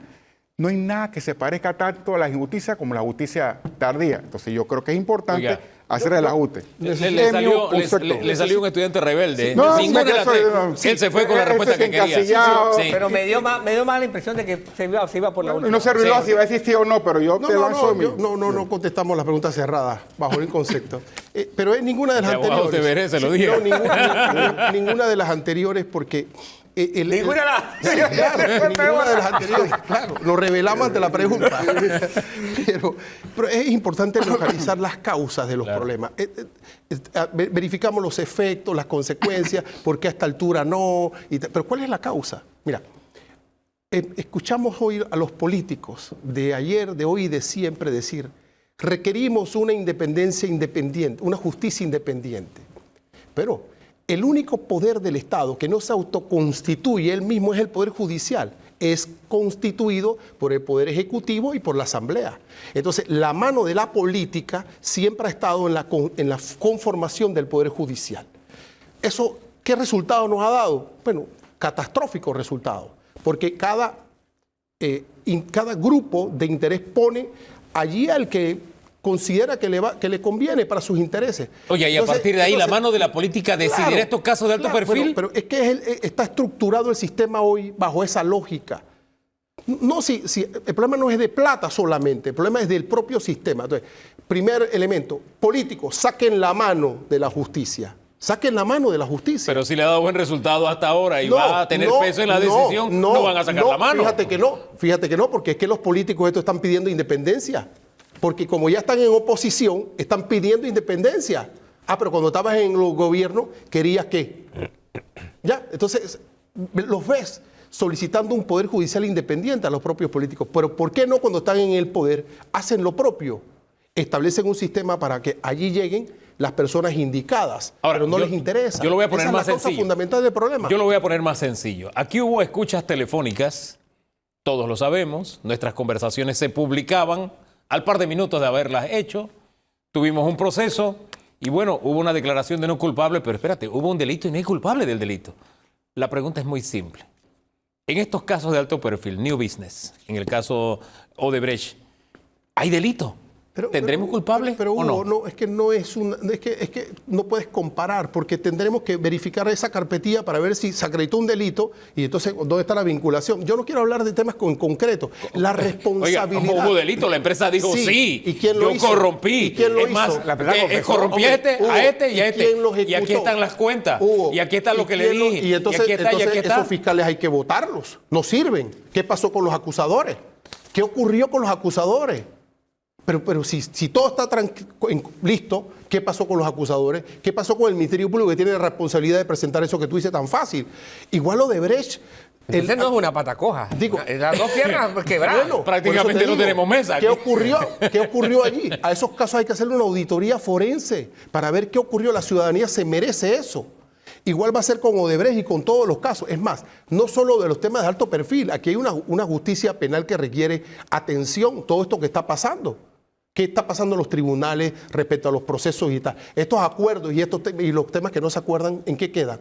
Mira, yo sí manifiesto que yo como ciudadano, yo presenté una petición al presidente de la Corte y lo remitió, cuando antes estaba el otro presidente, lo remitió al ente correspondiente, a la misma magistrada, que abriera una oportunidad el Poder Judicial para permitir aspectos de reingeniería en el sistema penal acusatorio. Y no ha habido manera de los magistrados abran el compás que permitan la veeduría ciudadana y la incorporación de procesos. ¿Cuál es la falla para que uno aporte? Puede ser modificación de normas jurídicas, inclusive una auditoría forense, pero no ha habido manera que la Corte Suprema de Justicia, y hay varias peticiones de un servidor que le hice a la Corte Suprema de Justicia para que hiciera un autoanálisis, no ella, que se crea la sabedora de todo el sistema y de todas las leyes, sino que permita que ciudadanos, abogados, legos o letrados, personas que digan, ¿sabes qué? Vamos a modificar el sistema porque está fallando.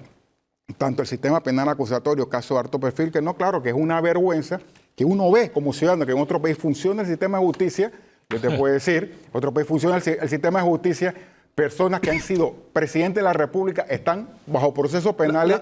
Condenas mayoritarias en el caso de Odebrecht o cualquier otro perfil van a evitar que llegue otro Odebrecht o otro tema.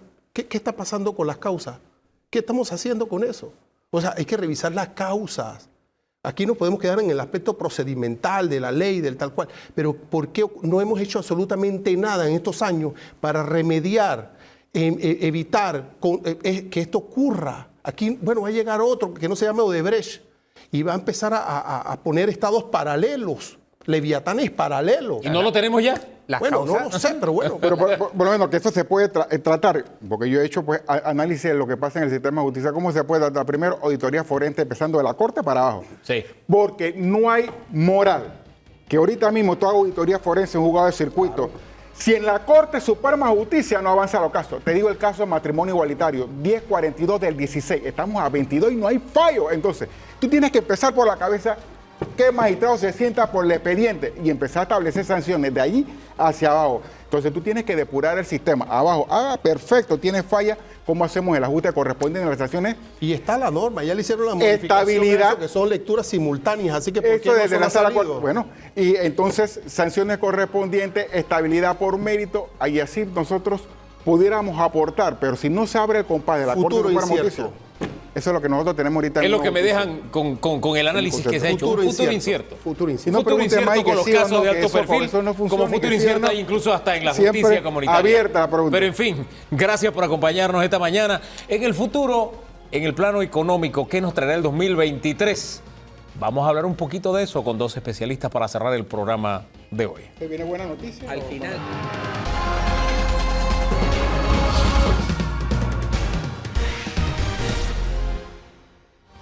Vamos a cerrar hablando de economía, sí, de la macroeconomía y enfocándonos también en su economía doméstica, porque al final las cifras de esta macroeconomía se tienen que traducir en algo que le signifique algún nivel de bonanza o de perjuicio a cada uno de nosotros. Dos especialistas nos acompañan esta mañana. Está don Eric Molino Ferrer, economista, y también Carlos Araúz, economista. Gracias a los dos por acompañarnos. Gracias por la invitación. En el último programa de debate abierto de este año. Le cedo, ¿usted patea el penal, le parece? Ya que usted decía que la economía... usted dijo antes de salir a ir que la economía y el fútbol se parecían. Así que usted patea el penal, pues. Dele. Sí, porque bueno, todo el mundo sabe perfectamente lo que el técnico tenía que hacer después del partido. Sin embargo, lo difícil de la economía, lo duro es la parte predictiva, que es lo que debemos hacer, hacia dónde vamos. Y la cosa a final del año 2022, con una misión del FMI aquí, con observaciones sobre cuánto va el endeudamiento con respecto al Producto Interno Bruto, y luego con las calificadoras dando señales de que, oigan, De alerta. esto Ojo. está preocupante. Claro que sí. ¿Qué es lo que tenemos enfrente para Panamá? Mira, aquí hay dos temas que hay que separar y lo primero es de lo que estabas hablando de que uno después del partido es que se da cuenta. Hay una diferencia entre riesgo e incertidumbre. Riesgos son cosas que tú sabes, más o menos puedes medir las diferentes probabilidades y puedes hacer una estrategia basado en cómo poder manejar esas cosas, pero también tenemos incertidumbre. Y hay que entender que hace un par de meses ya el FMI hizo un reporte global de la perspectiva global diciendo que lo peor todavía estaba por venir en el 2023. Entonces, no solamente tenemos los riesgos que ya conocemos, tenemos una guerra en Ucrania, tenemos un alto nivel de inflación todavía que probablemente va a seguir continuando durante el 2023, tenemos muchos países desacelerándose, pero todavía hay incertidumbre. Entonces, ¿qué está haciendo la comitiva del FMI aquí, que viene todos los años? Es básicamente entender cómo el país ha estado recuperando estos últimos 2 años. Ya pareciera ser que estamos regresando al mismo nivel del 2019, pero dicen explícitamente, Bas Baker decía, Panamá tiene que reinventarse. O sea, y esa palabra me llamó mucho la atención, porque si bien es cierto, estamos regresando a los mismos niveles que estábamos en el 2019, el contexto es totalmente diferente. En el 2019 las tasas de interés estaban en el piso, ahora han subido drásticamente, lo que significa que no solamente el costo de endeudamiento para el país va a ser más caro, sino para las empresas y los inversionistas van a ser más caros. Tenemos una situación de que la inflación es mucho más alta de la que tuvimos hace 2 años. Entonces, lo que nosotros tenemos que concentrarnos es, aparte de lo que nos está diciendo el FMI, salir de las listas grises, enfocarse en otra vez, tener una reducción en los gastos y en el déficit, es cuál va a ser la estrategia del país para reinventarse ante un 2023 incierto. Esa combinación de riesgo e incertidumbre en un país que tiene que reinventarse me gusta y es buen punto de partida para iniciar también con usted, don Carlos. ¿Cómo lo ve? Sí, a mí me preocupan elementos que a lo mejor no se ven en los números. A ver. Y a veces hay que hilar muy fino para entender lo que está pasando en el hogar panameño, qué está pasando en la microeconomía que se ve tanto más afectada. Panamá no es el mismo del 2019, por más que los macroeconómicos, los números macro, digan que sí. 66 mil millones de dólares Producto Interno Bruto, un crecimiento razonable del 6% este año. El Producto Interno Bruto per cápita anda por 15 mil dólares, así que seguimos siendo el país más pujante y rico de la región. Si hacemos la encuesta de hogares panameños, créanme que esa no es la realidad. No hay bonanza, no hay riqueza. Hay una reducción considerable en la capacidad adquisitiva del panameño, que no necesariamente el macro lo revela. ¿Dónde se da esa ruptura Claro. de esa macro con lo que vive el panameño en el día a día? Por supuesto. La realidad de la pérdida de valor en las cadenas tanto de creación de trabajo en Panamá, por ejemplo, el empleo, formal en Panamá prácticamente ha sido inexistente y no se han tomado las medidas agresivas que debieron haberse tomado para precisamente facilitar que el sector privado recuperara esa hegemonía, esa fortaleza, y eso preocupa sobremanera. Está el componente del apalancamiento financiero. Estamos a días de que los préstamos modificados terminen. El 2 de enero, aquí puede haber un considerable swing hacia personas que a lo mejor no estaban conscientes de que podían perder sus casas, sus carros o la manera tradicional de vivir. Porque los bancos van a empezar obviamente a cobrar de manera más agresiva porque la superintendencia de bancos los obliga.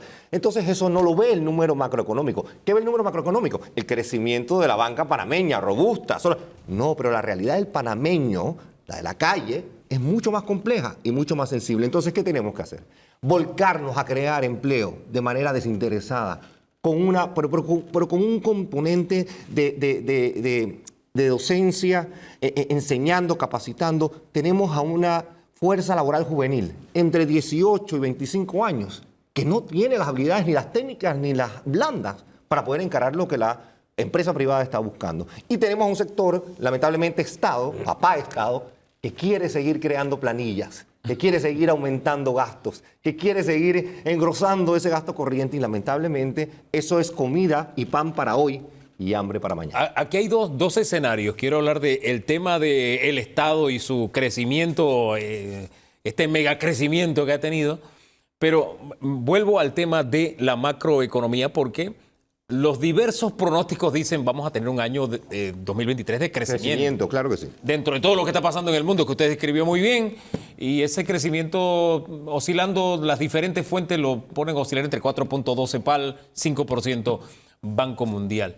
El tema es, ¿ese crecimiento nos es suficiente para traducirlo en eso que hablaba usted del día a día, en la generación de empleo, en mejores ingresos para los panameños? Y yo me atrevería a cuestionar, y creo que lo hicimos la última vez que estuve por acá, de que vamos a llegar a esos números. Nosotros no podemos decir que Panamá está aislado al sistema macroeconómico global. O sea, nosotros estamos hablando de ciclos financieros globales.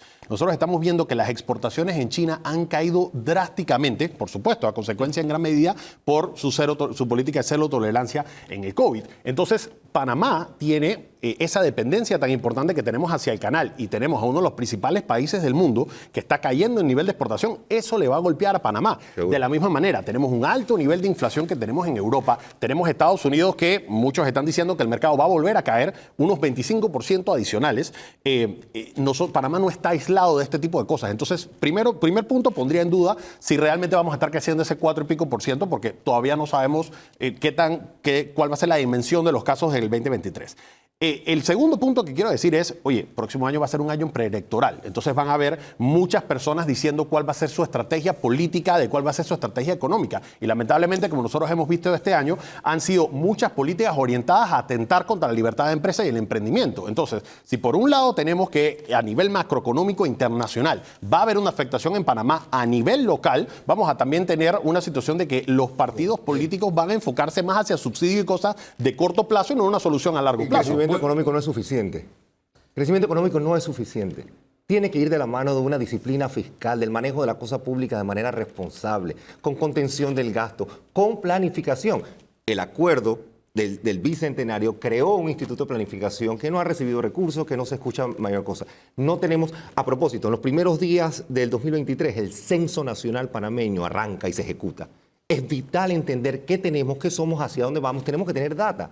El Instituto Nacional de Estadística y Censo, lamentablemente, no tiene la data actualizada y necesaria precisamente para personas quizás como nosotros, que tenemos que entonces preparar alternativas de políticas públicas, basadas precisamente en dónde está la demografía, dónde están los problemas. Entonces, si no hay planificación, si no hay contención de gasto, ¿cómo podemos nada más albergar que el crecimiento económico ese robusto es el que va a resolver los problemas de Panamá? No.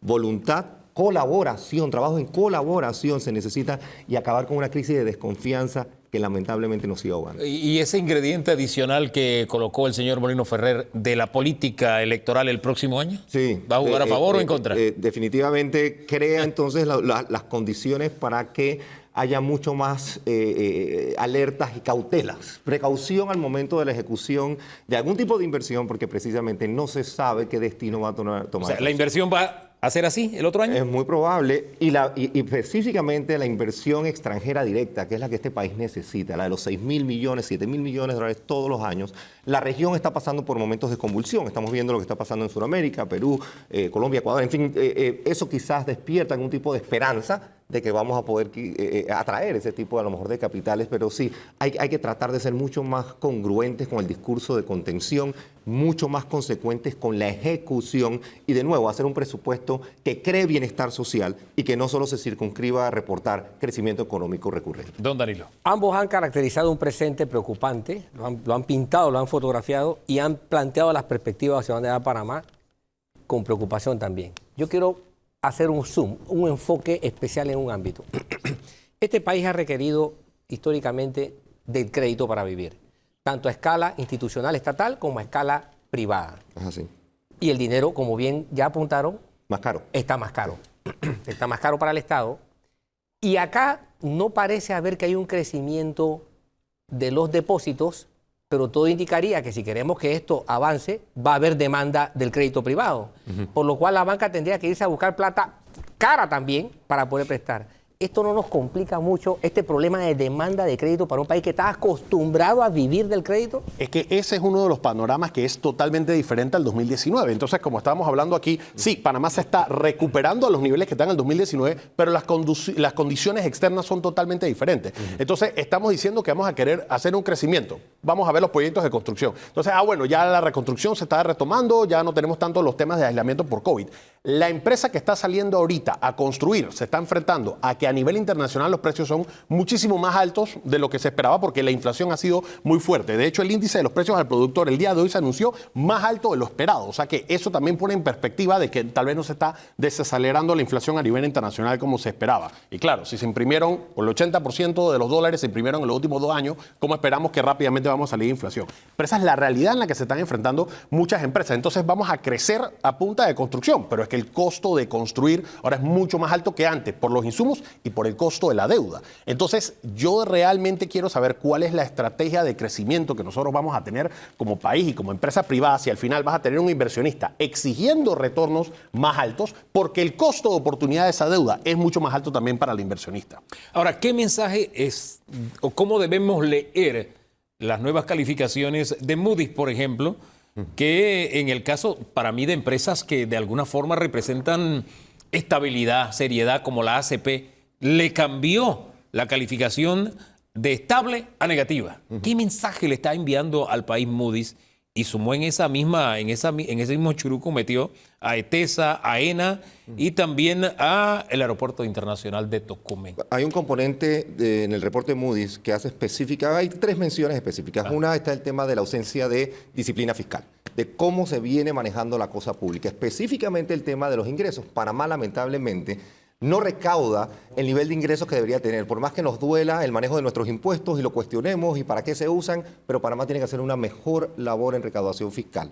Por otro lado está el componente de los... ¿Mejorar la recaudación o una nueva reforma fiscal? Eso no es descartable. Ahora, la reforma fiscal no necesariamente tiene que asociarse con subir impuestos. Puede haber modificaciones en cómo se cobran o el que más a veces nos molesta un poco es eliminar exoneraciones, tanto en el sector privado como en el sector de grupos económicos de interés que a veces despiertan algún tipo de alevosía. Continúe en la línea que llevaba. Subsidios. Subsidios. Panamá sigue descansando en un sistema apadrinado y potentemente consecuente con el tema de subsidios, casi al nivel de los ingresos que el Canal de Panamá provee al Estado panameño. Ya es superior los subsidios. 2.000 y tantos millones de dólares. Entonces, en la manera que no apostemos al capital humano, mi gran preocupación en Panamá sigue siendo mano de obra calificada, mano de obra que pueda ser más productiva. Panamá acaba de ser, de nuevo, somos menos competitivos que Costa Rica. Ese es un número extraoficial que no tiene forma de andar. Y Moody's, finalmente, entonces, las otras empresas, como el riesgo país es el que se ve afectado, al estar en Panamá, entonces esas empresas automáticamente reciben el coletazo, el efecto del ajuste. Entonces, cautela. Claro, teniendo esa referencia de Costa Rica y lo que nos está diciendo Moody's, el mensaje que le está enviando al país, esta nueva evaluación de Moody's, si miramos el vecindario, ¿qué podemos esperar? Es decir, me refiero a la región, más que el mundo, la región. Mira, lo estábamos hablando antes de iniciar. Aquí hay varias cosas. La primera es que el cambio en la perspectiva, que es diferente a la calificación, porque tienes la calificación y después positivo, estable o negativo. Exacto. Cambia negativo y te lo dicen explícitamente en los reportes, porque es que le cambió la perspectiva a Panamá. Sí. Entonces tú tienes ese golpe de que al final, oye, si al final ETESA o el aeropuerto de Tocumen les pasa algo, es que al final fondea esas empresas es el Estado, o sea que están recibiendo un daño colateral, un contagio por el hecho de que tienes una reducción en la perspectiva del riesgo país. Ahora, en el tema que tú estabas mencionando de cómo es el panorama en el vecindario, y la realidad, y te lo dice Moody's, es que tú tienes que compararte con los pares, y los pares la verdad es que están en una situación muy mala. O sea, tienes un problema político en Perú, tienes un problema político en Argentina, donde están condenando a prisión a la vicepresidenta, vuelve a ganar Lula da Silva, que fue una persona que metieron presa por casos de corrupción, tienes a un presidente colombiano que ha devaluado su moneda de una manera exagerada en los últimos meses, y tienes Panamá. Entonces, evidentemente, cuando haces la comparación, Panamá está mucho mejor que los pares suramericanos y te lo dicen los reportes. Bueno, Panamá comparado con los pares hagan eso. Pero un tema que no estamos hablando y que lo dicen explícitamente tanto los reportes del FMI como de Moody's es qué vamos a hacer con la caja del Seguro Social. Estamos pensando de un déficit anual de por lo menos $1.000 millones. O sea, es como si cada 2 años hiciéramos un metro nuevo, pero no es para tener infraestructura nueva, sino para cubrir el hueco de un fondo que pateamos por varios años en tener que resolver un problema, pero es que el problema hay que resolverlo ya. Y lo están diciendo las calificadoras de riesgo. Eso va a afectar la capacidad del país de poder adquirir nueva deuda, de adquirir deuda barata, y que eso al final va a hacer más presión en las inversiones que tiene que hacer el país para continuar creciendo. Oye, la informalidad en 60% es imposible sostener algo como la Caja de Seguro Social, cualquier tipo de forma de reforma. No, y viéndolo así de manera global me quedo pensando es que no es que estemos bien, es que los demás están peor. Sí. Así que no es una buena noticia para nada cuando hacemos las comparaciones. Vámonos entonces al costo de vida del panameño. Teniendo todo esto, ya quedó sobre la mesa, el crecimiento no es suficiente para generar los empleos que se necesitan, el grado de informalidad que nos agrava aún más el tema seguro social. Sí. Pero digamos que aquellos que tienen algún nivel de ingreso, por mínimo que sea, ¿qué pueden esperar el próximo año? ¿Una vida más cara?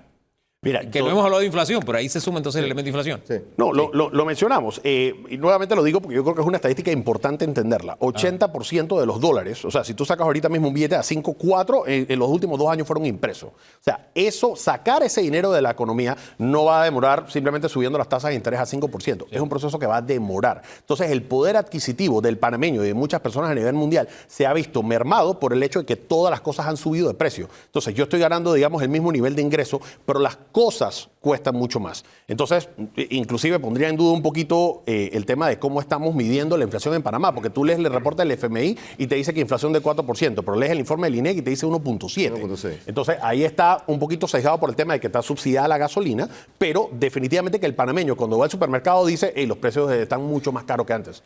Señor Arauz. Lamentablemente, las acciones que se han tomado para tratar de paliar el tema inflacionario no son las que llevan a soluciones estructurales. Son soluciones de temporalidad, coyunturales, como por ejemplo el control de precios, que crea la peor de las distorsiones posibles en gasolina, en alimentos o en medicamentos. Y eso fue lo que se optó por hacer. Lamentablemente, esa no es la solución de mediano o de largo plazo. Pero en Panamá tenemos esa dificultad. El cortoplacismo nos ahoga. Y cuando hablamos de largo plazo, pues entran entonces connotaciones políticas que lamentablemente suman al riesgo país por el lado entonces de la inestabilidad de lo que puede pasar en política. Oye, seguro más cara la vida del otro año. Y ese tema de la política es como la humedad. Ya vimos el peso que tienen las decisiones de la justicia en el segmento anterior y acá entonces... El panel está lleno de luces amarillas y rojas, pocas verdes. Exacto. ¿Y cómo nos distorsiona la política entonces el tema económico? Gracias, señores, por habernos acompañado. Don Danilo. Un placer. Qué honor haber compartido durante este año con usted. Nos vemos igualmente, el próximo año. Feliz Navidad. Primero Dios, feliz Navidad, próspero año nuevo. Igualmente a ustedes. Prosperidad para todos. Y a ustedes, la bendición del Todopoderoso descanse y repose sobre el hogar de cada uno de los panameños. Lo que nos queda por delante, mucho y más esfuerzo para avanzar, enfrentar la realidad tan dura como se ha pintado en este programa. Entonces así debe ser el esfuerzo que tengamos el próximo año para salir adelante. Gracias por la compañía. Esta tarde a las 3 puede ver el programa completo en EcoTV e igualmente disponible en nuestras plataformas digitales como siempre. Vamos a seguir haciendo el esfuerzo. Nos regalamos un feliz fin de semana, ¿le parece? Bendiciones.